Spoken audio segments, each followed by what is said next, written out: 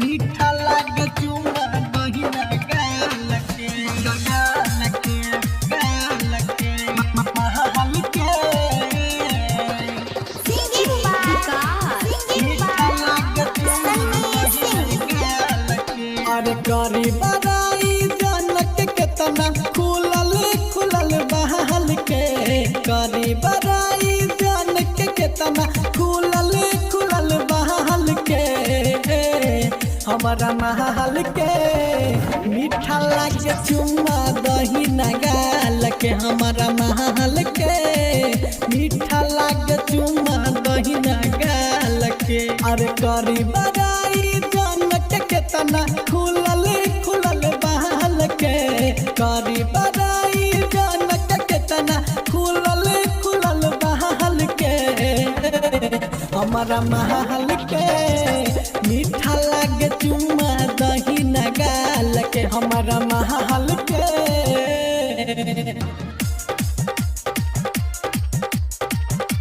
recording by Sumanda Studio. मीठा लागे चुम्मा दही ना गाल DJ Vikas.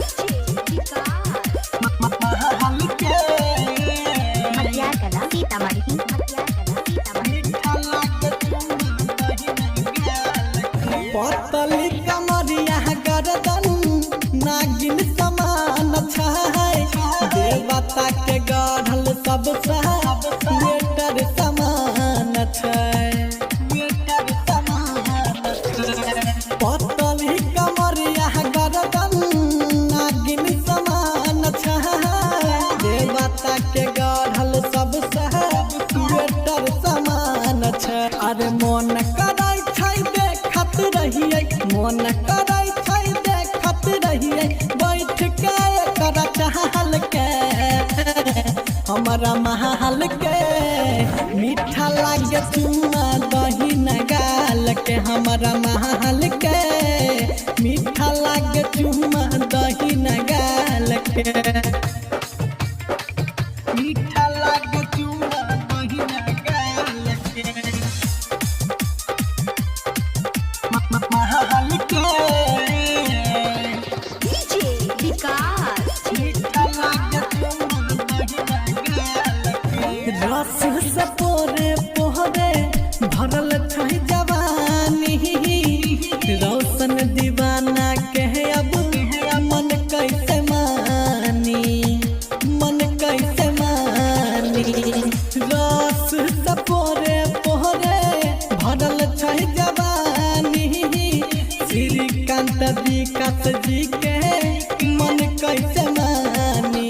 अरे हाथ पकड़ के पूछे छै सन्नी हाथ पकड़ के पूछे छै सन्नी हमर जवाब सवाल के हमारा महल के मीठा लागे चुम्मा दही ना गाल के हमारा महल के मीठा लागे चुम्मा दही ना गाल के।